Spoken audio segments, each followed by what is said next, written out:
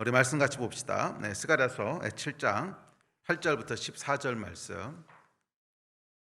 스가랴서 7장 8절부터 14절 말씀. 우리 함께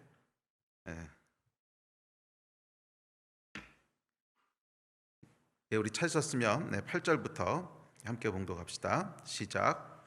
여호와의 말씀이 스가랴에게 임하여 이르시되 만군의 여호와가 이같이 말하여 이르기를 너희는 진실한 재판을 행하며 서로 인애와 긍휼을 베풀며 과부와 고아와 나그네와 궁핍한 자를 압제하지 말며 서로 해하려고 마음에 도모하지 말라 하였으나 그들이 듣기를 싫어하여 등을 돌리며 듣지 아니하려고 귀를 막으며 그 마음을 금강석같이 하여 율법과 만군의 여호와가 그의 영으로 옛 선지자들을 통하여 전한 말을 듣지 아니하므로 큰 진노가 만군의 여호와께로부터 나왔도다.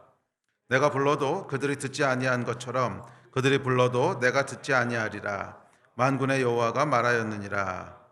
내가 그들을 바람으로 불어 알지 못하던 여러 나라에 흩었느니라. 그 후에 이 땅이 황폐하여 오고 가는 사람이 없었나니 이는 그들이 아름다운 땅을 황폐하게 하였음이니라 하시니라. 아멘. 저희가 오늘은 스가랴서 7장 후반부 말씀을 살펴보려고 합니다. 스가랴서 7장과 8장은 중간에 딱 주신 말씀이라고 했죠. 그 성전 재건과 예루살렘 회복에 대한 놀라운 계시를 스가랴를 통해서 주십니다. 이게 스가랴서 전반부의 내용이었죠. 그래서 1장부터 6장까지는 스가랴가 봤던 8가지 환상에 대한 이야기를 기록하고 있는데요. 지금 이 두 번째 계시가 주어지는 때는 그로부터 약 2년 정도 시간이 지났을 때고 성전 완공까지는 한 16개월 정도 남았을 때 딱 중간쯤 되는 그런 시점이었습니다. 그 시점에 그 당대에 그 성전 재건을 하고 있던 스가랴 당대 이스라엘 백성을 대상으로 해서 주신 말씀입니다. 그리고 말씀의 내용은 우리가 어떻게 하나님의 말씀과 또 하나님의 은혜 앞에 반응해야 되는가 하는 우리의 마음과 태도에 대한 이야기를 담고 있습니다. 사람이 처음으로 은혜를 받고 처음으로 말씀을 받을 때는 다 마음이 뜨겁습니다. 그래서 주를 위해서 무엇이라도 할 것 같고요. 또 그 안에 열정도 있고 또 그 안에 또 헌신도 있습니다. 그런데 문제는 시간이 흐르면서 문제가 생기는 거죠. 시간이 지나면서 처음 마음을 그대로 유지하기가 참 어렵다고 하는 것을 보게 됩니다. 타락한 인간은 시간이 지나면서 마음이 점점 변합니다. 처음에 있던 열정도 식어져 가게 되고요. 처음에 있던 헌신들도 어디로 가는지 사라지기 시작하면서 그전에는 눈에 보이지 않던 것들이 하나 둘씩 눈에 들어오기 시작합니다. 초심을 잃어버린 거죠. 그래서 사람이 하나님께서 받으시는 사람은 처음 마음을 끝까지 똑같이 지키는 사람입니다. 초심을 끝까지 똑같이 지키는 사람을 하나님께서 귀하게 여기시고 또 그 마음을 원하십니다. 그래서 이 스가랴서 7장 8장은 특별히 스가랴 전반부의 이야기와 또 9장부터 이어지는 후반부의 이야기 중간을 잇는 그런 어떤 전환이 되는 장인데 트랜지션 장이라고 할 수 있는데 특별히 말씀을 받는 태도에 대해서 말씀을 받는 자세에 대해서 마음에 대해서 다루고 있습니다. 자, 그래서 그 내용을 보면 7장 그 초반에 보면 2절 3절에 보면 사람들이 찾아와서 스가랴에게 묻는 질문으로 시작됩니다. 5월 금식을 우리가 계속해야 됩니까? 하는 질문을 가지고 찾아옵니다. 자, 그 질문의 내용은 뭐였냐면 지난주에 다뤘지만 5월 금식은 원래 성전이 무너지고 성전이 불탄 날을 애도하고 그날을 잊지 말자 하는 마음으로 이제 슬퍼하면서 금식하는 것으로 70년 바벨론 포로 기간 동안에 쭉 지켜왔던 그런 금식일인데요. 이제 성전이 거의 다 재건돼 가는 거죠. 그래서 한 1년 조금 남게 있으면 이제 성전도 다시 세워질 것 같고 그런 상태에서 이 성전이 무너진 날을 기념하고 애도하는 금식을 계속할 필요가 있는가 하는 것이 이제 궁금해진 것입니다. 그래서 물어보라고 왔는데 이 질문에 대해서 하나님께서 그래라 말아라 yes, no로 대답하지 않으세요. 그리고 긴 메시지를 4개의 메시지를 주시면서 이 대답을 대신하는데 7장에 2개, 8장에 2개 그래서 긴 4개의 메시지로 이 대답을 대신합니다. 자, 그런데 그 4개의 메시지의 내용은 무엇이냐면 7장에는 그 기본적인 내용은 하나님의 말씀 앞에 우리가 어떻게 반응해야 되는가 어떤 마음을 가져야 되는가 하는 것으로 대답을 대신하십니다. 그래서 7장에는 잘못된 태도와 잘못된 마음으로 하나님에 반응했을 때 어떻게 될 것인가에 대한 경고와 또 회개를 촉구하는 메시지가 두 개 나온다면, 8장에는 올바로 반응했을 때 하나님께서 어떻게 축복하시고 또 하나님께서 어떻게 그 가운데 함께 하시는지에 대해서 또 두 가지 메시지를 통해서 우리에게 풀어주고 있습니다. 자, 그중에서 우리가 7장에 나오는 전반부 첫 번째 메시지를 지난주에 살펴봤습니다. 그 메시지의 내용은 무엇이냐면, 너희가 이 질문을 왜 하느냐 하는 동기를 물어보시는 메시지였습니다. 너희가 금식을 했는데 그 금식이 나를 위한 것이냐 아니면 너를 위한 것이냐, 그걸 물어보십니다. 그 내용은 이런 것이죠. 너희가 지금 이 질문을 하는데 그래서 금식을 그만해도 되지 않겠습니까? 라고 물어보는 의도는 뭐냐는 거예요. 이게 금식까지는 안 되겠습니다. 정말 하나님이 너무 감사하고 너무 나에게 행하신 일이 크기 때문에 어떻게 이 정도 가지고 되겠습니까? 더 크게 하나님을 섬기고 싶고 더 깊게 하나님을 예배하기 원합니다. 이런 동기를 가지고 나온 거냐? 아니면 이제 뭐 성전도 재건됐는데 그거 계속 해야 됩니까? 부담되고 귀찮고 한데 이제 대충 그만둬도 되지 않겠습니까? 하는 부담되고 귀찮아서 나온 거냐? 그걸 물어보시는 거죠. 그리고 슬프게도 이들이 질문했던 의도는 후자였던 거예요. 그래서 하나님께서 꾸짖으시는 거죠. 그 금식이 너를 위해서 한 거 아니냐? 정말 나를 위한 금식이었냐? 그런데 우리의 많은 이 신앙에 관련된 질문들이 이 동기에 대한 문제를 짚어볼 필요가 있습니다. 꼭 금식뿐만이 아니라 뭐 예배도 그렇고 또 기도도 그렇고 또 다른 질문들도 마찬가지입니다. 뭐 술 담배를 하는 것이 뭐 크리스천이 되면 반드시 술 담배를 끊어야 됩니까? 주일 성수를 꼭 해야만 구원받습니까? 뭐 11조라고 하는 게 성경적입니까? 11조를 할 때 세전 11조입니까? 세후 11조입니까? 이런 많은 질문들이 정말 궁금해서 하시는 분들도 있고 또 그것을 정확하게 이해하는 것이 어쩜 필요할지도 몰라요. 그런데 그런 내용에 앞서서 그 질문을 하는 의도가 뭔지를 하나님 먼저 보신다는 거예요. 그 질문을 지금 왜 하고 있는 거냐? 그 의도를 하나님께서 먼저 물으신다는 거예요. 그 의도가 정말 하나님을 더 잘 섬기고 싶고 정말 하나님을 더 기쁘게 하고 싶고 그런 의도로 물어보는 거라면 얼마든지 할렐루야. 그것은 하나님께서 또 우리에게 지혜도 주시고 또 성경 말씀을 통해서 가르쳐 주시겠죠. 자, 그런데 그 의도가 그런 게 아니고 부담되고 하기 싫어. 굳이 내가 크리스천이라고 해서 술 담배를 안 할 이유가 있을까? 굳이 내가 주일 성수를 반드시 해야만 되는 이유가 있을까? 뭐 11조는 약간 이런 이슈들이 별로 이렇게 하고 싶지 않고 부담되고 귀찮아서 어떻게든지 안 했으면 좋겠다는 마음이 있어서 이런 질문을 하는 것이냐, 그 질문의 의도를 하나님 먼저 물어보신다는 거예요. 그래서 그 의도에 따라서 그것이 예스가 될 수도 있고 아니면 노가 될 수도 있다는 그것이 첫 번째 메시지였습니다. 자, 그래서 하나님께서는 어떤 분이시냐면 질문의 의도를 보시는 분이세요. 자, 그런 의미에서 첫 번째 메시지는 뭐였냐면 마음 없이 행해지는 종교 행위, 이걸 율법이라 그러죠. 마음 없이 행해지는 종교 행위. 자, 너희가 금식을 했는데 그게 진짜 마음을 담아서 내 앞에 한 거냐? 아니면 그냥 마음은 없이 행한 종교 행위냐? 그게 율법이지요. 율법으로 행한 거냐? 아니면 구약에서 물론 율법이 뭐 좋은 의미로 사용되지만 신약에 오면 예수님께서 그 율법에 담겨진 함정을 말씀하시죠. 마음은 없이 그냥 보여지는 행위로만 계속 행하고 있는. 근데 스가랴에서는 그 맥락을 가지고 지금 말씀하시는 거예요. 너희가 금식이라고 하는 율법 행위 자체는 철저하게 지켜왔는지 모르겠지만 거기에 어떤 마음이 실려 있었느냐, 그거를 딱 짚고 나오시지요. 그러면서 정말 마음이 실려서 나에게 했던 금식이 아니라면 그것은 그냥 종교고 율법일 뿐이지 내가 받는 금식이 아니라는 거예요. 자, 여기에 대한 경고입니다. 자, 오늘 이제 그 두 번째 메시지를 살펴볼 텐데 7장 후반부에 이어지는 두 번째 메시지 역시 2절 3절에서 얘기했던 금식 질문에 대해서 대답하는 이어지는 메시지입니다. 자, 첫 번째 메시지가 그러니까 너희가 금식을 하는데 거기에 하나님을 향해서 어떤 마음이 있었느냐 하는 것을 물어보는 질문이었다면, 이제 7장 후반부에 나오는 오늘 본문은요, 두 번째 메시지는 그 금식을 할 때 너희가 사람들, 이웃을 향해서는 어떤 마음을 가지고 있었느냐 하는 두 번째 동기를 물으십니다. 하나님께서는 항상 이 두 가지를 물어보세요. 신약에도 보면 결국 그래서 복음을 뭐라고 요약하세요? 하나님을 사랑하고 이웃을 사랑하는 거라고 말씀하시죠. 그래서 결국 이 복음의 핵심에 들어가 보면 하나님을 향해서 우리가 어떤 마음과 태도를 가지고 있느냐, 그리고 이웃을 향해서 어떤 마음과 태도를 가지고 있느냐, 이 두 가지를 하나님께서 계속 물어보시는 거예요. 그래서 7장 전반부에는 너희가 금식이라고 하는 나를 향한 내 앞에서 행하는 뭔가를 했는데 그럴 때 그 나를 향한 마음은 뭐였냐? 그 마음을 물어본다면 두 번째 메시지에서는 오케이 너희가 금식이라고 하는 어떤 종교 행위를 했는데 그때 이웃들을 향해서 무슨 마음을 가지고 있었느냐 하는 두 번째를 물어보십니다. 자, 그래서 이것은 단순히 금식에 대한 것뿐만이 아니라 뭐 예배도 마찬가지고요, 기도도 마찬가지고 섬김도 마찬가지고 헌금도 마찬가지고 모든 신앙 행위에 있어서 동일한 것인데 그것은 두 가지 마음입니다. 하나님을 향해서는 어떤 마음으로 예배했는가? 또 이웃을 향해서는 어떤 마음을 가지고 우리가 예배에 나왔는가? 또 기도할 때도 하나님을 향해서는 어떤 마음을 가지고 기도하는가? 이웃을 향해서는 우리가 어떤 마음과 태도를 가지고 기도의 자리에 나갔는가? 이거를 계속 하나님 물어보신다는 거예요.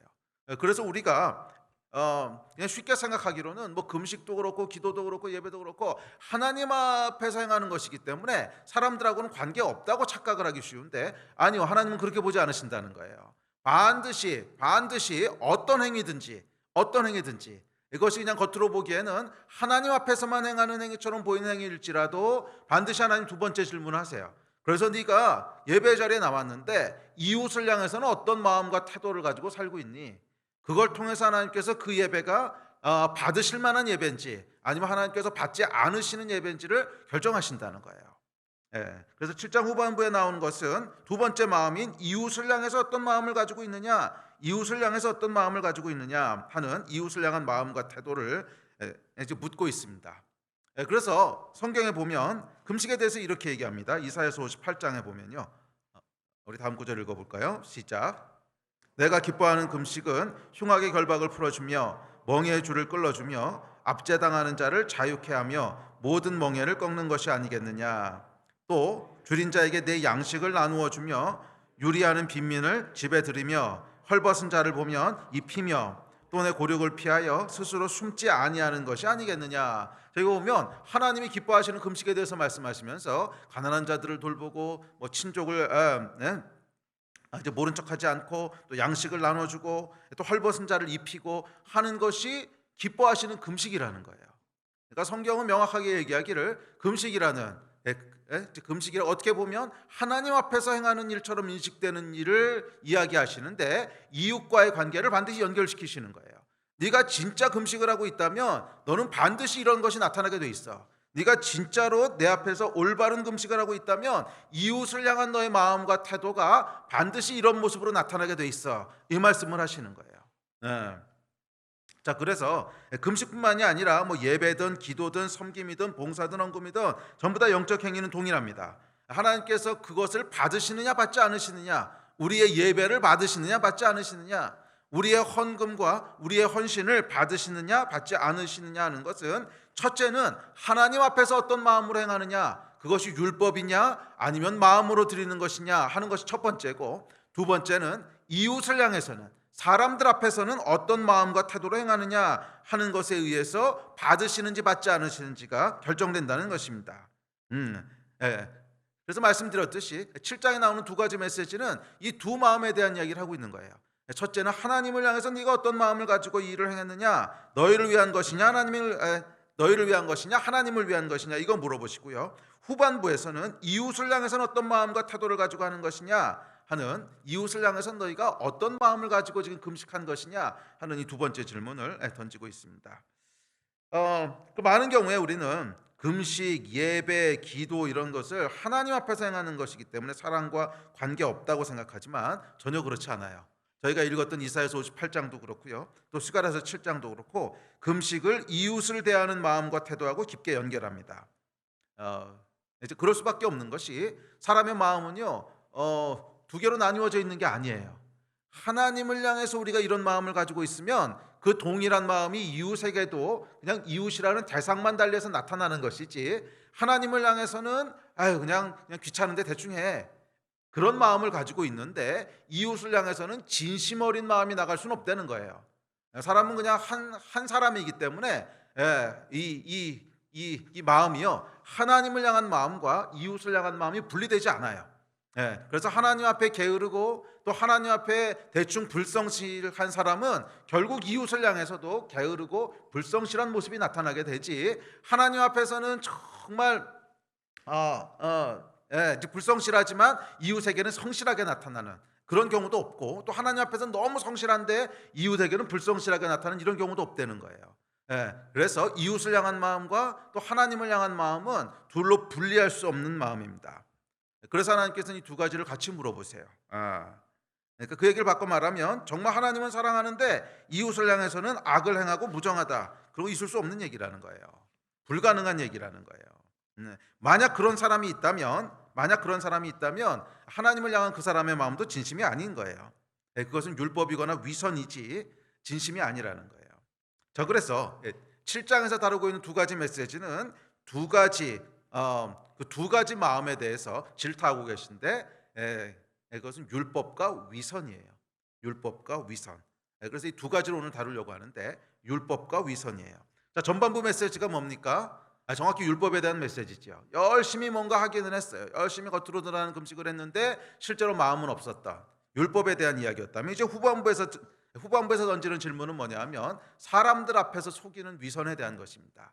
정말 내가 하나님의 사람인 것 같고 금식하고 그래서 70년 동안이나 하나님 앞에서 금식하는 것을 어기지 않은 신실한 하나님의 사람 같은데 사람들 앞에서는 전혀 다른, 그러니까 이게 위선이라는 거죠. 위선에 대해서 다루고 있습니다. 자, 그래서 전반부 메시지가 하나님을 속이는 것이 어떻게 보면 율법이라면 사람들을 속이는 것이 위선이에요. 사람들 앞에서 내가 신실한 크리스천인 것처럼 하지만 실제 마음은 다른 마음이 돌아가고 있는 사람을 속이는 것이 위선입니다. 자, 그래서 하나님의 은혜와 말씀에 대한 대표적으로 잘못된 두 가지 반응이 뭐냐면 율법과 위선이라는 거예요. 그래서 예수님 당대에도 보면 이 하나님의 말씀 앞에 가장 잘못 반응했던 대표적인 사람들 누구죠? 바리새인들. 이 바리새인들을 예수님께서 꾸짖으실 때 딱 두 가지 제목 가지고 꾸짖으셨어요. 율법과 위선. 야, 위선자들아. 그다음에 율법에 그냥 매여 있는 이 두 가지를 가지고 꾸짖으셨죠. 스가랴서 7장과 정확히 맥락을 같이 합니다. 그리고 이 바리새인들에게 율법과 위선이라고 하는 두 마음이 동시에 나타난 것은 우연이 아닙니다. 율법도 그렇고 위선도 그렇고 뿌리에 들어가면 하나예요. 그 뿌리가 뭐냐면 정직하지 못한 마음이에요. 속이는 마음이에요. 율법도 그렇고 위선도 그렇고 정직하지 못한 속이는 마음이에요. 그래서 이 하나님 앞에 속이는 마음이 율법이라면 사람 앞에서 속이는 마음이 위선이죠. 그러니까 뿌리에 들어가 보면 생각은 다른 걸 하고 있는데, 생각은 전혀 딴 생각이 돌아가는데 겉으로는 안 그런 척하고 있는 것이 율법이고 위선이라는 거예요. 그래서 그 안 그런 척하는 것이 하나님 앞에서 안 그런 척하고 있으면 율법인 것이고 사람 앞에서 안 그런 척하고 있으면 위선인 거죠. 자, 그래서 두 가지가 항상 같이 나오게 돼 있습니다. 그래서 예수께서도 그리고 스가랴에서도 회개에 대해서 말씀하실 때 핵심은 항상 이 두 가지를 짚으세요. 율법과 위선. 율법과 위선. 사실은 모든 죄가 결국 여기로 귀결된다는 거예요. 자, 그 마음이 뭐예요? 겉과 속이 다른 거죠. 모든 죄가 결국은 여기서부터 시작됩니다. 자, 진리는 정직한 거죠. 속이지 않는 거죠. 진리가 하나님을 대표하는 대표적인 속성이라면 원수 마귀를 대표하는 대표적인 속성은 여러분 뭔지 아세요? 원수 마귀를 대표하는 대표적인 속성, 요한복음은 이렇게 얘기합니다. 자, 시작. 너희는 너희 아비 마귀에게서 났으니 너희 아비의 욕심대로 너희도 행하고자 하느니라. 그는 처음부터 살인한 자요 진리가 그 속에 없으므로 진리에 서지 못하고 거짓을 말할 때마다 제 것으로 말하나니 이는 그가 거짓말쟁이요 거짓의 아비가 되었습니다. 대표적인 마귀의 속성이 뭐예요? 거짓이라는 거예요. 진리에서 전혀 멀리 있는. 그래서 이 진리라고 하는 것이 하나님을 대표하는 아주 대표적인 속성 중에 하나라면 마귀는 정반대편에 서 있는 존재예요. 그래서 진리와는 전혀 관계가 없이 거짓을 말하고 거짓을 제 것으로 말하는 거짓의 아비가 마귀래요. 자, 그래서 여러분 결국 우리의 죄라고 하는 건 하나님으로부터 멀어져 있는 것인데, 하나님으로부터 멀어질 때 나타나는 대표적인 증상이 뭐예요? 거짓이라는 거예요. 속이는 거라는 거예요. 그리고 그것이 구체적으로 나타나는 모습이 율법과 위선으로 나타나는 거죠. 그래서 결국 모든 죄의 뿌리에 들어가 보면 뭔가 정직하지 못하고 속이는 것이 있고 율법과 위선의 모습이 어디선가는 걸려서 나타난다는 거예요. 자, 그래서 성경에 보면 예수님께서도 그러시고 또 스가랴서도 그렇고 많은 성경의 본문들이 회개하라고 도전할 때 보면 결국 율법과 위선에 대한 것들을 짚고 넘어갑니다. 저와 여러분 가운데도 회개해야 될 일이 없는지 오늘 한번 돌아보는 시간이었으면 좋겠어요. 혹시 우리가 정직하지 못했던 것은 없는가? 예, 첫째는 하나님 앞에서 정직하지 못했던 것은 없는가? 내가 마음을 실어서 행하지 않았던 신앙생활은 없는가? 나의 예배는 어떤가? 기도는 어떤가? 헌금은 어떤가? 이것들을 다 하나님 앞에 마음을 실어서 하고 있는가? 그거 먼저 돌아봤으면 좋겠고, 또 이웃을 향해서 내가 어떻게 행동하고 있는지 한번 돌아봤으면 좋겠어요. 진실한 마음으로 이웃을 대하고 있는가? 겉과 속이 같은가? 위선하고 있진 않은가? 한번 돌아봤으면 좋겠습니다. 자, 그렇다면 이웃을 향해서는 어떤 마음을 가져야 될까요? 어떤 마음으로 행할 때 그 금식이 참된 금식이 될까요? 자, 9절과 10절에 보면 참된 금식은 적어도 다음 몇 가지 이웃을 향한 마음과 태도가 동반돼야 된다고 얘기합니다. 자, 9절 10절 다시 한번 읽습니다. 시작. 만군의 여호와가 이같이 말하여 이르기를 너희는 진실한 재판을 행하며 서로 인애와 긍휼을 베풀며 과부와 고아와 나그네와 궁핍한 자를 압대하지 말며 서로 해하려고 마음에 도모하지 말라 하였으나. 자, 적어도 몇 가지를 하라고 말씀하시는데, 첫째, 이웃을 향해서 뭐 하라 그러시냐면 참된 금식이 되려면 이웃에게 진실한 재판을 행해야 된다는 거예요. 진실한 재판을 행해야 된다는 거예요. 자, 진실에 해당하는 히브리어는 에메트라고 하는데 이 뜻은 진리, 공정, 공평 또는 신실 또는 진실 이런 얘기입니다. 그래서 이것은 영어로 하면 fact 또는 truth 또는 faithful 그런 의미를 가지고 있습니다.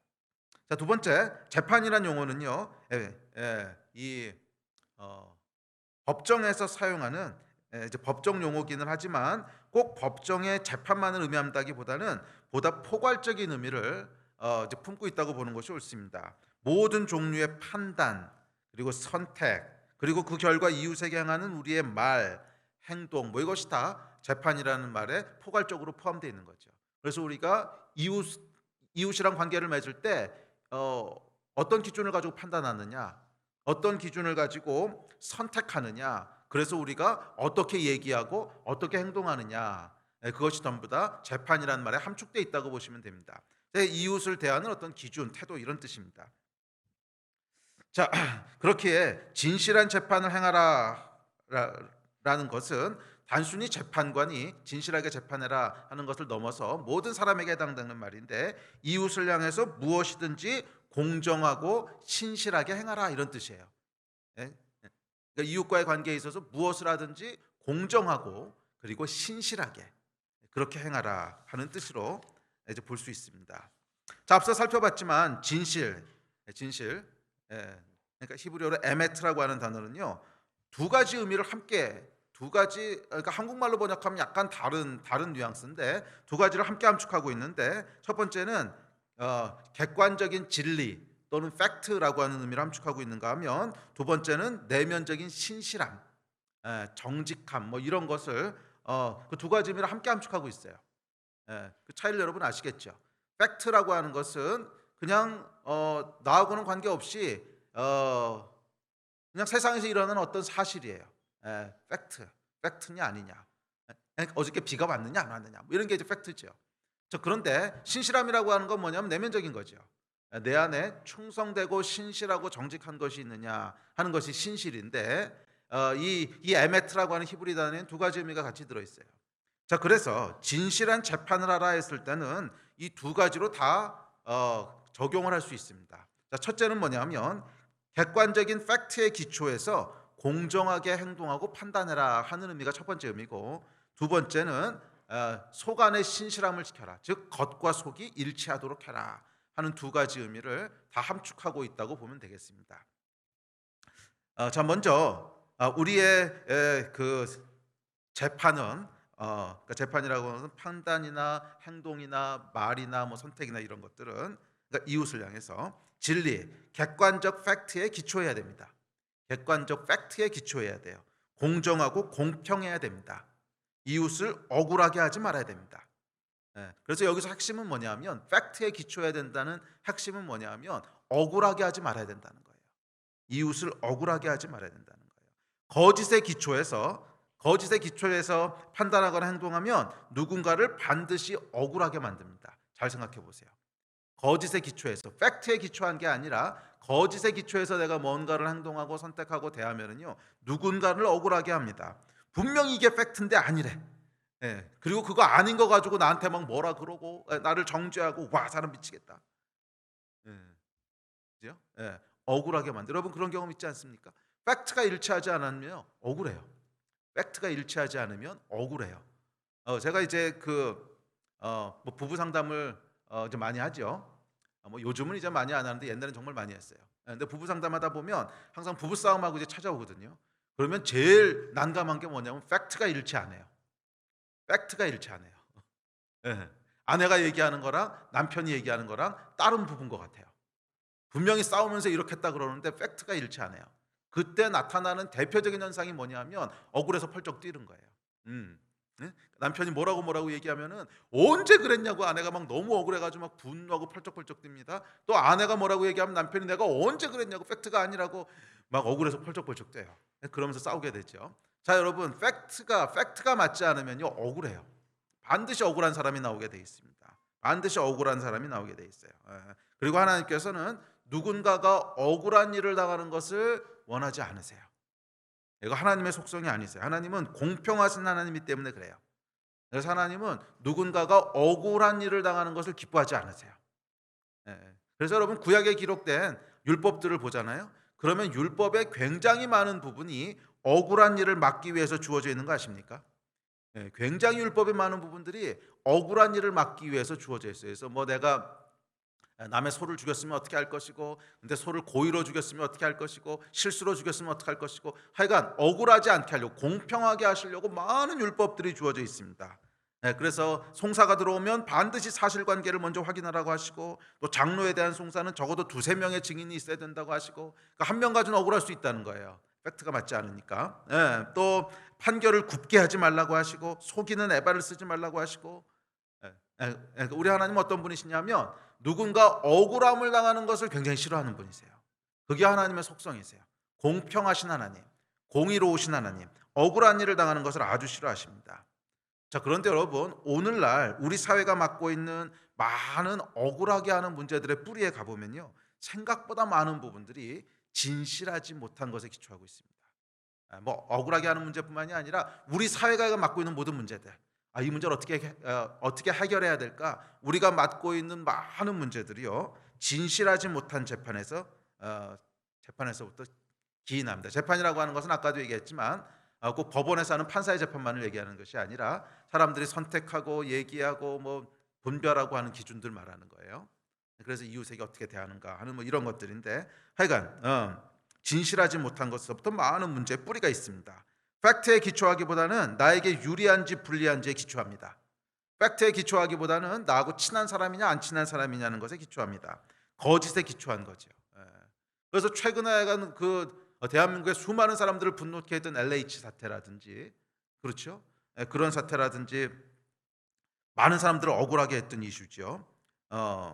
또뭐 정치인들의 자녀 특혜 문제 역시 그렇습니다. 자, 이런 사태들을 쭉 이렇게 따라가다 보면 어디선가 누군가 진실한 재판을 하지 않은 시점이 딱 있어요.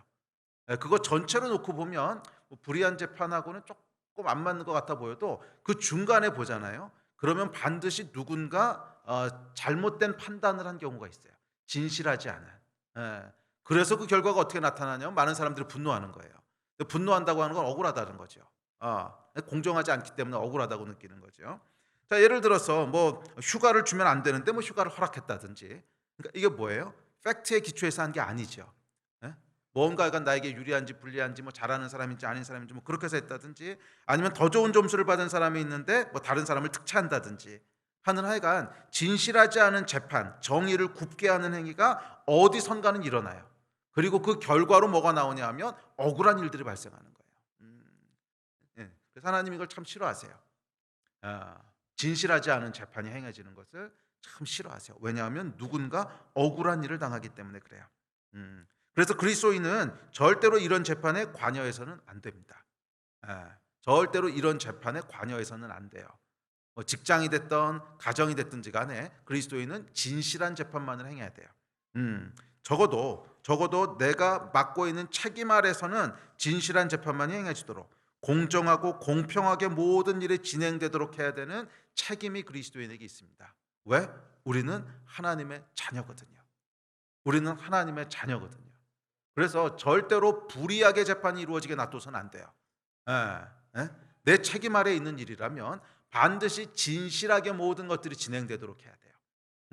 반드시 팩트에 기초해서 진행돼야 되고 반드시 공정하게 정해놓은 룰에 의해서 진행되도록 해야지. 그것은 뭐 사람의 관계를 본다든지 뭐 아니면 뭐 이런 거 본다든지 뭐 그래서 하면 안 된다는 거예요. 그건 절대로 그리스도인이 하면 안 되는 일입니다. 아이 뭐 이 정도 일 하는 거 가지고 뭔 일이 있겠어? 그거 우리가 모르는 일이에요. 예, 거기서 그런 일이 행해지잖아요. 그러면 당장은 뭐 별로 말이 안 나올지 몰라도 결국 그 일 전체 프로세스를 보면 결국 언젠가는 억울한 일이 반드시 나와요. 거짓은요 반드시 누군가를 억울하게 만들어요. 그게 죄의 속성이에요. 거짓의 속성이에요. 거짓은 반드시 누군가를 억울하게 만들고 그리고 하나님은 이것을 아주 싫어하세요. 그래서 크리스천은 절대로 거짓에 기초한 재판을 하면 안 돼요. 누구도 억울하게 하지 않도록 최선의 노력을 다하셔야 돼요. 물론 우리가 연약하기 때문에 실수할 수 있다 할지라도 하여간 우리는 그 마음을 가지고 최선의 노력을 다하셔야 되는 줄 믿습니다.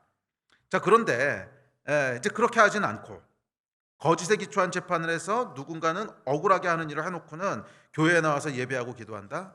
이거 하나님 안 받으신다는 거예요.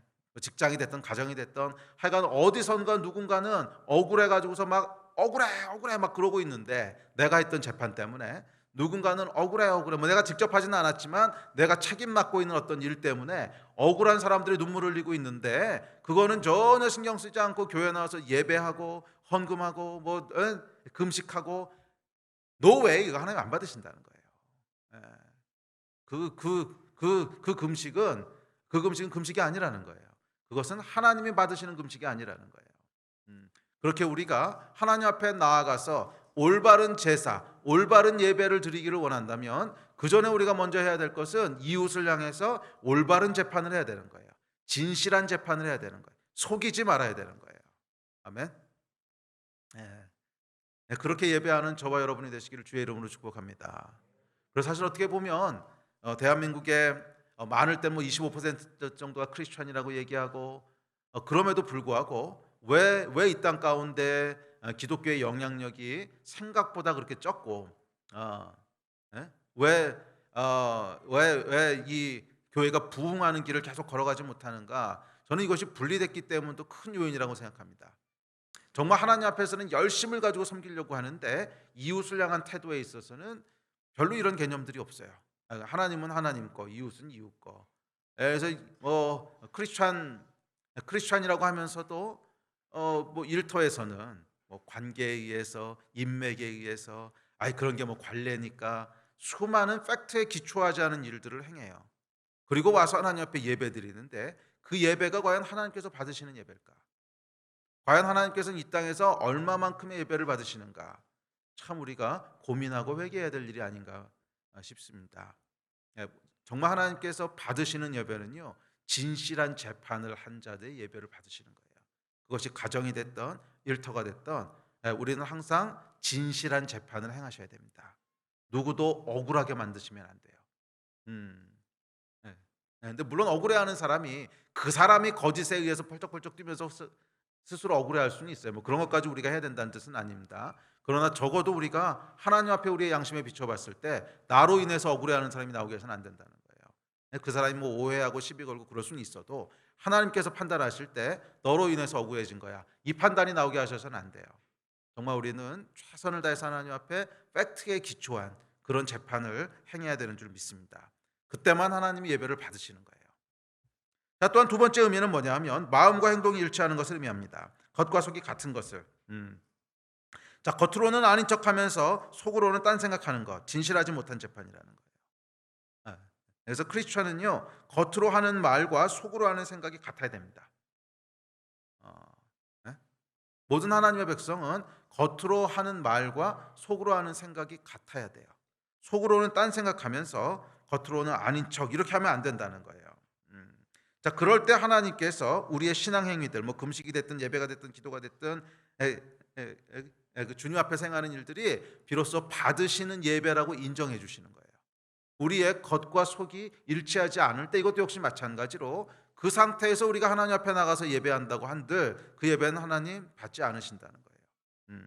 겉과 속이 일치해야만, 그래야만 우리가 드리는 예배가 진짜 예배가 돼요. 잘 생각해 보세요, 여러분.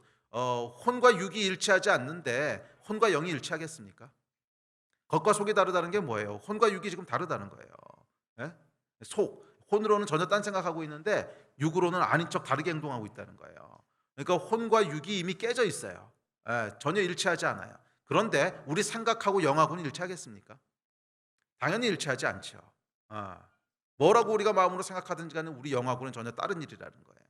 그래서 하나님께서는 그것을 받지 않으세요. 하나님이 받으시는 건 뭐냐면 영혼 육이 올바른 질서 안에 있을 때 우리 예배를 받으시는 거예요. 영혼 육이 올바른 질서 안에 있을 때. 그 얘기는 뭐냐면 우리의 혼과 우리의 육이 일치해야 돼요. 우리가 생각하는 것과 우리가 말하는 것이 일치해야 된다는 거예요. 그랬을 때 하나님께서 우리가 마음으로 드리는 예배를 영으로 받으시는 거죠.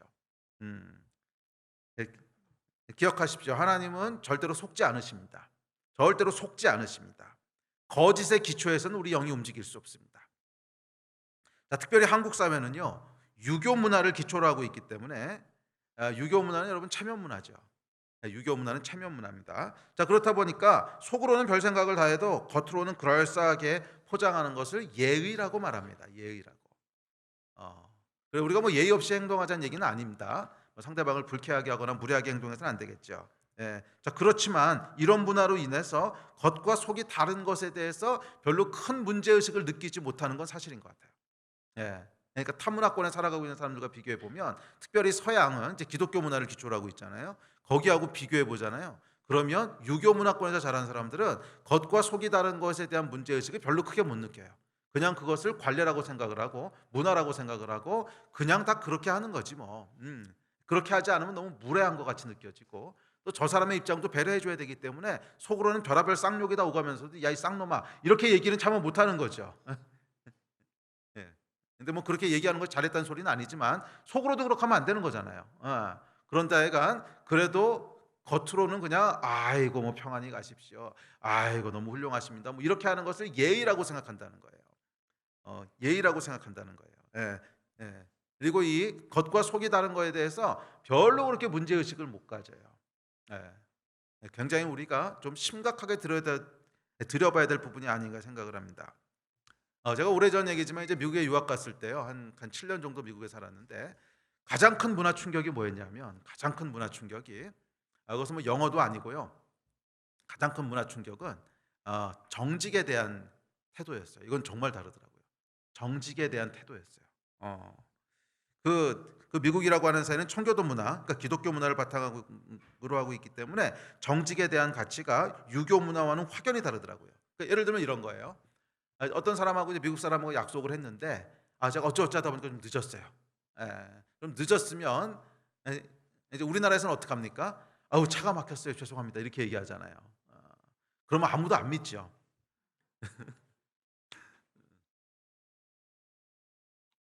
예 한국 사회는 유교 문화이기 때문에 그냥 그러려니 하고 넘어가는 거죠.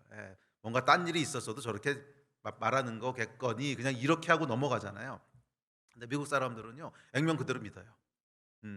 정말 액면 그대로 믿어요. 물론 미국에도 요즘은 뭐 히스패닉도 들어와 있고 뭐 차이니즈도 들어와 있고 이래서 그런 데는 좀 문화가 다르지만, 정말 미국에서 기독교 문화권에서 자란 사람들은요 정말 액면 그대로 믿어요.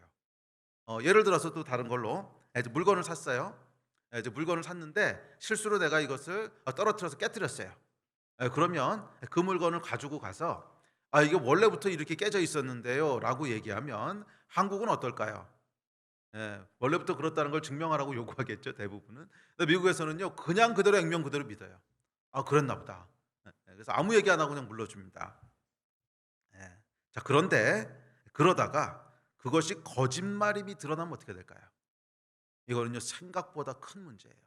거짓말임이 드러나면 그 사람은 그 사회에서 거의 사는 게 불가능할 정도로 매도당해요.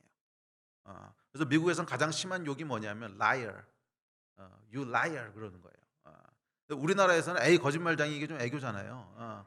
근데 미국에서는 you are liar 이거는요 아주 심각한, 그러니까 할 수 있는 욕 중에 가장 모욕적인 욕 중에 하나인 거예요. 거짓말쟁이.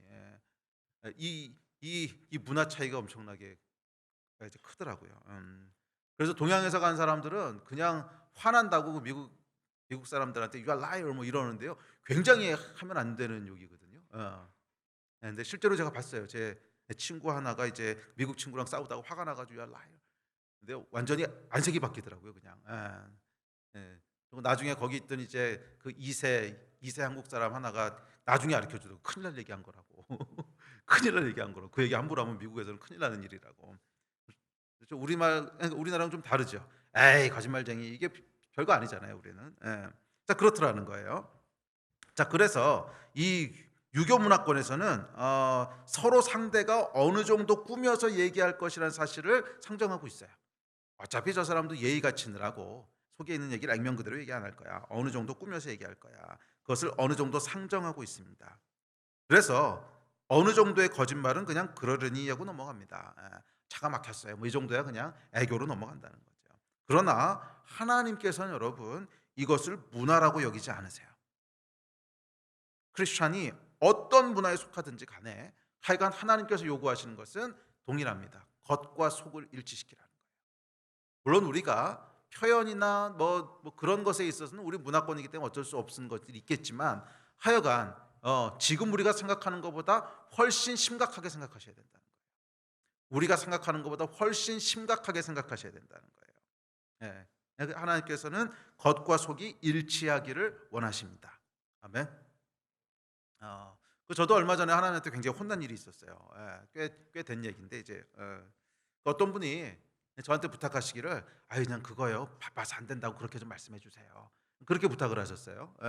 그러니까 어디다가 제가 안 된다고 말을 해야 되는데 근데 이분 사정이 좀 있으셔가지고 또 그 다른 분 사정이 있으셔가지고서 제가 딴 얘기를 하면 좀 곤란해지시는 건가 봐요. 그래서 저한테 이제 부탁을 하시기를 개인적으로 그냥 거기다가는요 그냥 바빠서 못 한다고만 그냥 그렇게 말씀을 해주세요. 저도 어차피 이제 그 할 수 없는 이유가 있었어요. 다른 이유가 있었는데 그래서 저는 그냥 아무 생각 없이 그러죠. 뭐 어차피 그냥 놓으라고 얘기하는 건데 이분도 입장도 있고 하니까 그래서 그냥 정말 아무 생각 없이 죄송합니다. 제가 그건 이번에 바빠서 못 하겠습니다. 그냥 그러고 이제 넘어갔어요.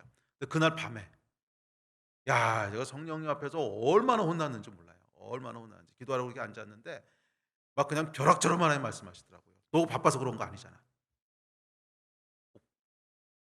그렇지. 내가 그게 바빠서 그런 게 아니죠. 예? 충분히 할 수 있는 시간도 있고 여유도 있었는데 사실은 다른 이유 때문에 제가 그냥 노후를 한 건데 예.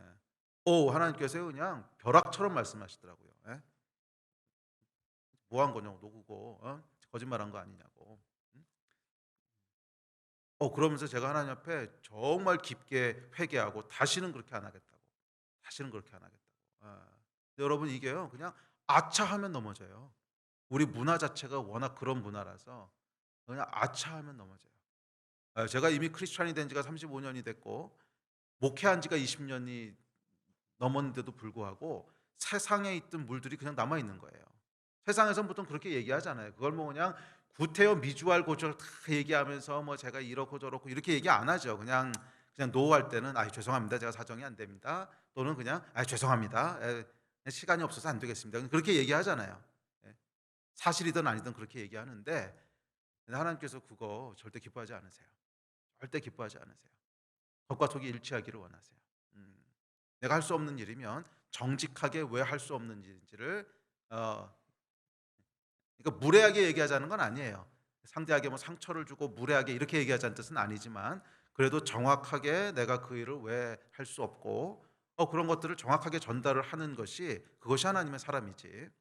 그냥 문화가 그러니까 뭐 됐죠. 그냥 죄송합니다. 뭐 시간이 안 돼서 안 되겠습니다. 이렇게 하면 안 된다는 거예요. 제가 그것 때문에 얼마나 혼났는지 몰라요. 성령님 앞에 얼마나 혼났는지. 그 성경은 이렇게 얘기합니다. 자, 시작. 끝으로 형제들아 무엇에든지 참되며 무엇에든지 경건하며 무엇에든지 오르며 무엇에든지 정결하며 무엇에든지 사랑받을 만하며 무엇에든지 칭찬받을 만하며 무슨 덕이 있든지 무슨 기름이 있든지 이것들을 생각하라. 자, 여기 보면 그 성경은요 무엇에든지 참되라 그랬어요. 무엇에든지 오르라 그랬어요. 무엇에든지 무엇에든지 그 예외가 없다는 거예요. 예외가 없다는 거예요. 문화가 어떻든지 간에 문화가 무슨 유교 문화권이건 우리는 관용적으로 그렇게 해요. 상관없다는 거예요. 무엇에든지 참되라는 거예요. 뭐 관용적으로 그냥 그렇게 다 얘기하는 거예요. 아니 그 사람들은 그렇게 해도 하나님의 백성은 그렇게 하면 안 된다는 거예요. 너희는 무엇에든지 참돼야 된다는 거예요. 너희는 무엇에든지 옳아야 된다는 거예요. 저희가 일터에 있든지 가정에 있든지 학교에 있든지 크리스찬은 결국 이 마음과 태도를 지켜야 된다고 믿습니다. 이 마음과 태도를 지킬 때 비로소 우리 예배를 하나님께서 받으시는 거예요. 그렇지 않고 이 마음이 자꾸 무너지는데 진실한 재판에 자꾸 실패하는데 뭐 그냥 우리 사회가 다 그런 거죠. 뭐 다 그렇게 살아가는데 과연 우리가 드리는 예배가 무슨 의미가 있을까? 그거 하나님 기뻐 받으시지 않는다는 거예요. 그러면 여러분 일터에 있든지 가정에서 일하든지 자녀들을 대하든지 남편이나 아내를 대하든지 학교에서 친구를 만나든지 간에 크리스찬은 이 마음과 태도를 지켜야 됩니다. 무엇에든지 참되고 무엇에든지 옳고 무엇에든지 경건하라 그러셨어요. 무엇에든지 여러분 마음과 마음과 행동을 꼭 하나로 만드시길 힘쓰십시오. 무엇에든지 정직한 재판이 이루어지도록 힘쓰십시오. 아멘. 그럴 때 비로소 하나님이 우리의 예배와 기도를 받으시는 줄 믿습니다. 이제 그래서 저는요 이 사람이 만들어낸 문화와 그리고 하나님이 주신 문화의 가장 큰 차이가 정직에 있다고 믿습니다. 사람이 만든 문화는요 뭐 그것이 불교 문화든 유교 문화든 무슨 문화든 상관없어요. 사람이 만든 문화는 결국 보이는 것만 볼 수밖에 없어요. 사람의 속을 어떻게 보겠어요? 아무리 죽었다 깨라도 사람 속에 뭐가 들어가는지 모르기 때문에 말을 어떻게 하고 실질적인 모양을 어떻게 만들어가는 건 조금씩 다르겠지만 결국 근본에 들어가 보면 보이는 것에 의해서 판단하고 보이는 것에 의해서 재판할 수밖에 없는 것이 사람이 만들어낸 문화예요. 그러니까 그것이 유교 문화가 됐든 불교 문화가 됐든 결국 그럴 수밖에 없어요. 그런데 하나님은 어떤 분이시냐면 우리의 중심을 보시는 분이세요. 우리의 말과 행동, 겉으로 드러나는 것만 보시는 분이 아니라 우리의 중심을 보시는 분이세요. 그래서 하나님께서는 하나님이 주시는 문화의 특징은 뭐냐면 반드시 마음과 마음과 행동이 일치하는 정직한, 솔직한 그것을 기초로 하고 있어요. 저는 그것은 하나님이 주시는 문화만의 특징이라고 믿습니다. 다른 문화는 결국 이게 안 돼요. 그러니까 흉내내려고 했던 이슬람 같은 경우도 굉장히 다르죠. 그러니까 이슬람은요 속으로 무슨 생각하는지에 대해서는 전혀 관심 없어요. 겉으로 드러나는 행동만 철저하게 규제하는 것이 이슬람이에요. 자 그렇듯이 결국 하나님께서 주신 것이 아니면 사람이 만들어낸 것은 정직에 대한 것을 강조하는 데 한계가 있다는 거예요. 그런데 하나님이 주신 문화의 아주 독특한 특징은 정직을 굉장히 위에다 두신다는 거예요. 정직이라고 하는 것을 굉장히 위에다 두신다는 거예요. 그래서 예수께서도 말씀하실 때 가늠한 거에 대해서도 너희가 마음으로 음욕을 품으면 이미 가늠한 거라고 마음의 중심을 보시기 때문에 하나님 하실 수 있는 말씀이죠. 자 그러므로 여러분 기억하십시오. 마음과 행동이 일치하지 않을 때 세상은 그것을 예의라고 합리화하지만 하나님은 그것을 거짓이라고 하세요. 세상은 예의라는 말로 합리화하지만 하나님은 그것을 거짓이라고 말씀하세요. 그러므로 크리스찬은 어떤 경우라도 겉과 속이 같아야 됩니다. 진실한 재판을 하십시오. 그래서 하나님께서 우리의 금식을 받으실 줄 믿습니다. 자, 마지막으로 둘째, 서로 인애와 긍휼을 베풀라고 말씀하십니다. 우리 다음 구절 같이 읽어볼까요? 시작. 서로 인애와 긍휼을 베풀며 과부와 고아와 나그네와 궁핍한 자를 압제하지 말며 서로 해하려고 마음에 도모하지 말라 하였으나. 하나님이 받으시는 금식은요 인애와 긍휼을 베푸는 것이래요. 자 인애라고 하는 말은 히브리어로 헤세드인데 자비, 친절, 인자, 은총 뭐 이런 뜻이고요. 긍휼은 라함이란 단어인데 연민, 불쌍히 여김 이런 뜻입니다.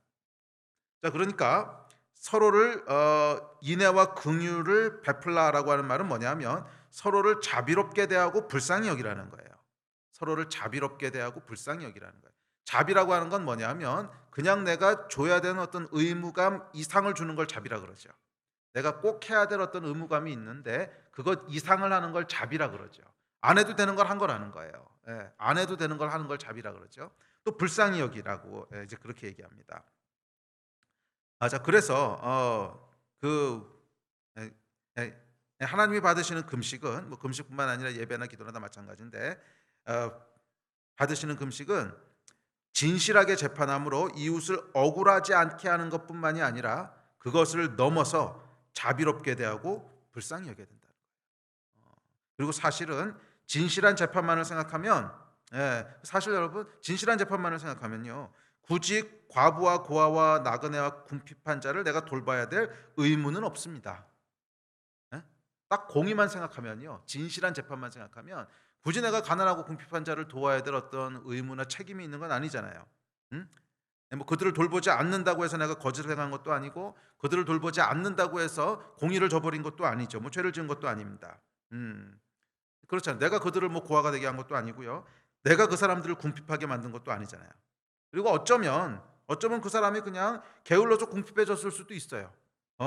그래서 내가 열심히 공부하고 일할 때 그 사람은 탕자탕자 놀라다니고 그랬을 수 있어요. 자 그런 면에서 공의적인 측면만 생각하면 그 사람이 궁핍한 게 당연한 걸 수도 있어요. 그 사람이 궁핍한 게 어쩌면 공의일 수도 있어요. 그렇잖아요. 열심히 일한 사람이 잘 되고 논 사람이 가난하게 사는 것이 공의지. 그런 공의가 탱자탱자 논 사람이 부자가 되고 열심히 일한 사람이 가난한 자가 되는 게 공의겠습니까?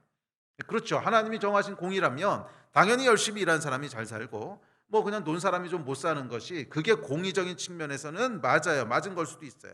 그런데 그럼에도 불구하고 하나님께서는 당신 백성이 그저 공의롭기만 한 백성이 되기를 원하지 않으신다는 거예요.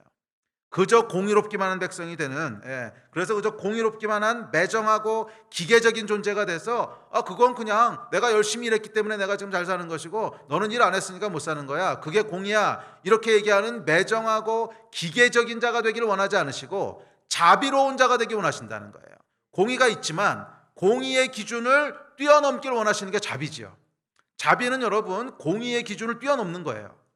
공의는 여기까지 하는 게 내가 해야 될 의무야. 그걸 하고 나면 나는 더 이상 책임이 없어. 그게 공인데 자비는 그것 이상을 뛰어넘는 게 자비예요. 안 해도 되는데 그냥 하는 게 자비란 말이에요. 불쌍히 여겨서 자비를 베푸는 것. 그러니까 하나님께서는 당신 백성이 단순히 공의로운 단순히 진실한 재판만을 행하는 그런 매정한 기계가 아니라 자비와 긍휼을 베푸는 자가 되기를 원하신다는 거예요. 자비와 긍휼을 베푸는 자가 되기를 원하시는데 이유는 하나님 자신이 그러신 분이시기 때문에 그래요. 하나님 자신이 그렇기 때문에 그랬어요. 이제 하나님 뭐라 그러셨습니까? 선악과를 따먹으면 정령 죽으리라 그러셨어요. 그런데 인간이 선악과를 따먹었습니다. 무엇이 정입니까? 죽는 게 정이죠. 무엇이 공입니까? 죽는 게 공이죠.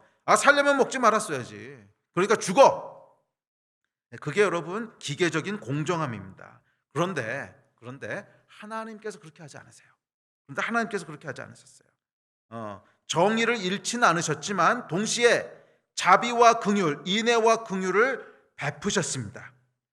불쌍히 여기셔서 당신의 공의를 포기하시고 우리를 자비롭게 대하셨어요.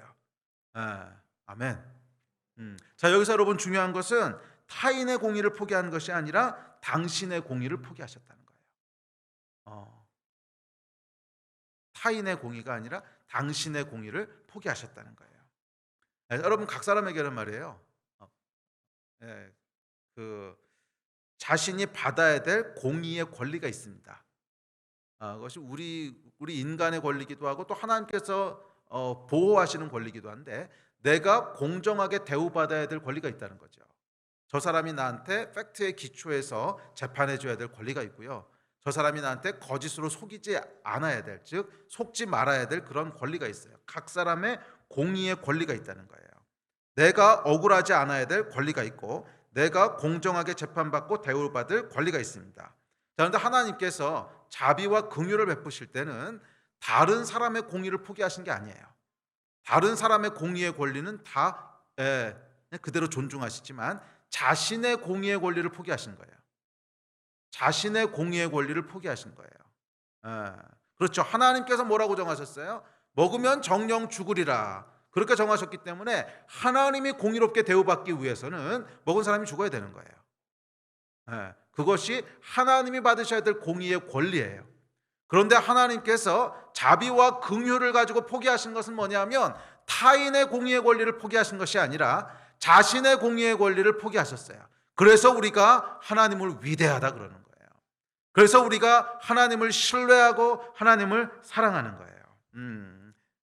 그래서 여러분, 이 하나님께서 하신 일은 뭐냐면 타인의 권리가 아니라 당신의 공의에 대해서 인애와 긍휼로 포기하셨는데, 이것이 바로 공의를 넘어서는 하나님의 위대함이고 하나님의 공의를 완전한 공의로 만드는 비밀입니다. 그리고 하나님께서는 저와 여러분이 이 하나님 나라의 완전함에 이르게 되기를 원하세요. 진실한 재판 물론 중요합니다. 그렇지만 하나님께서는 이거 하나만 가지고 우리가 하나님의 완전함에 이룰 수 없다고 말씀하세요. 하나님 자신이 이 진실한 재판이라는 공의만 가지고 완전함에 이르지 않으셨어요. 비록 하나님께서는 타인의 공의를 절대적으로 지지하시고 타인의 공의를 절대적으로 보호하시지만, 그럼에도 불구하고 하나님께서는 당신의 공의는 공의롭게 대접받을 권리는 내려놓으시고 포기하심으로 그 자리를 긍휼과 자비로 채우셨어요. 그리고 이것이 모든 하나님의 완전함을 완성하는 비결이었습니다. 아멘. 우리 예배팀 앞으로 나오십시오. 저와 여러분도 마찬가지는 좀 있습니다. 모든 하나님의 사람에게는 정직하게 진실하게 재판해야 될 그런 책무가 있습니다. 그러나 그것만 가지고 우리가 그리스도인의 할 바를 다 했다고 얘기할 수는 없습니다. 모든 하나님의 백성에게는 하나님을 닮아가야 될 책무가 있는데, 그것은 단순히 진실한 재판만을 행하는 것이 아니라 그와 더불어 자비와 긍휼을 베푸는 것입니다. 그래서 타인의 공의는 우리가 존중하지만 내가 받아야 될 공의의 권리에 대해서는 십자가에서 포기하는 것. 그래서 여러분, 예수 그리스도의 십자가가 뭐예요? 한마디로 억울한 거잖아요. 예수 그리스도의 십자가를 딱 한마디로 정의하면 억울한 거잖아요. 그 얘기는 하나님께서는 억울함을 스스로 감당하셨다는 거예요. 억울함을 감당했다고 하는 것은 자신이 받아야 될 공의의 권리를 포기하셨다는 거예요. 그렇게 하심으로 타인에게 자비를 베푸셨어요. 긍휼을 베푸셨어요. 그리고 이것이 오늘 우리가 구해야 될 예수의 마음인 줄 믿습니다. 저와 여러분 가운데 성령께서 이 마음을 부어주시기를 예수의 이름으로 축복합니다.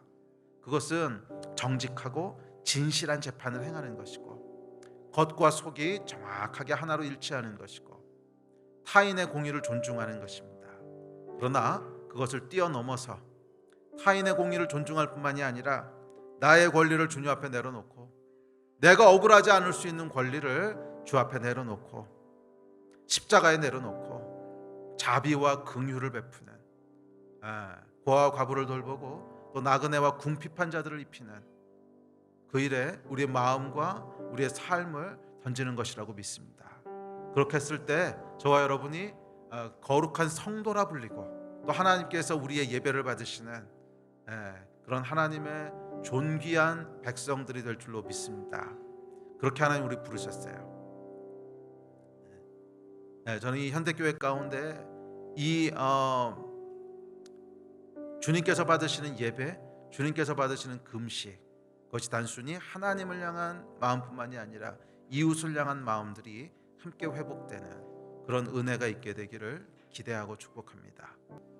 사실 타락한 인간에게는 공의를 행할 능력도 없고 자비와 긍휼을 베풀 능력은 더더군다나 없습니다. 그래서 우리가 구하는 것이 성령님의 은혜입니다. 우리 이 시간에 좀 기도합시다. 하나님, 우리 마음은 연약합니다. 우리 마음은 부패했습니다. 우리 마음은 거짓이 있고 속이는 것이 있습니다. 그래서 하나님이 필요합니다. 주님, 이 시간 우리 가운데 성령으로 임하셔서 예수의 마음을 부어주시고 예수님의 공의를, 예수님의 정직함을 부어주시고 또 예수님의 사랑과 자비와 긍휼을 부어주셔서 정말 저희가 존귀한 하나님의 백성이 다 되어질 수 있도록 축복하여 주십시오. 주님, 이 시간 성령님의 은혜를 다시 한번 간구합니다. 우리 안에 하나님의 마음을 부어주시옵소서. 우리 안에 예수의 마음을 부어주시옵소서. 우리 이 마음 가지고 함께 한 3, 4분 정도 우리 합심해서 기도합시다. 기도하시겠습니다.